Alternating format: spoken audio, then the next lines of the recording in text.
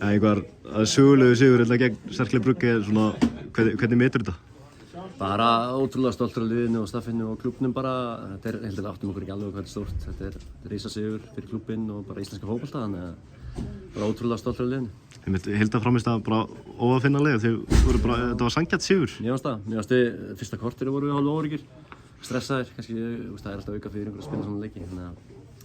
En fyrir utan þetta fyrsta korter þá fannst við vorum að skapa betri færi og opnuðum það vel og vorum bara vel gíraðir. Síðan komst þú bara til bjargar ef eitthvað klikkaði? Já, átti fínan leik fannst mér og gekk vel með fyrirgefnir. Ég vissi, ég var búinn að vídeóteimið var búinn að greina hvernig þeir eru að krossa þannig ég verið að taka mikið tíminn og það tókst bara ágætlega. Það er erfitt að svona í vikunni komandi að leiknum svona halda einbeitingu 100% á þennan leik eða? Nei, svo sem ekki. Ég held að það bara er fínt fyrir okkur að vera ekki með of langa tíma fyrir leiknum á sunnudaginn og það tókst ágætlega bara þægilega ekkert í honum og þetta verður nú ekki mikið stærri en þetta að spila við stórlið í Evrópu og já, þannig að það gekk bara vel. Svona staða þín í Víkingur, svona þú og Pálmi ofta skipta leikjum á milli, hvernig fílar það?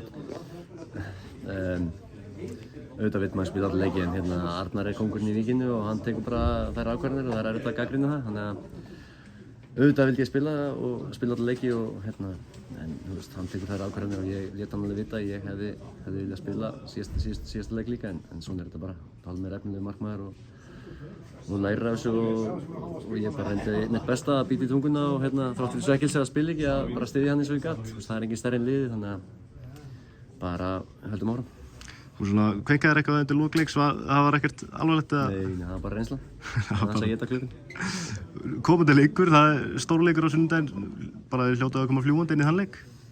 Já, bara nú hefst undirbúningur fyrir hann. Ég held að menn séu sluppa allir heilir nema Halldór Smári greið, þannig að nú bara hefst fullur undirbúningur fyrir það og það eru geðveikt. Ég get ekki beðið eftir að sjá troðfulla Vík og bara tryggja ykkur titilinn fyrir framan okkar stuðningsfólk. Takk hérlega ykkur. Takk.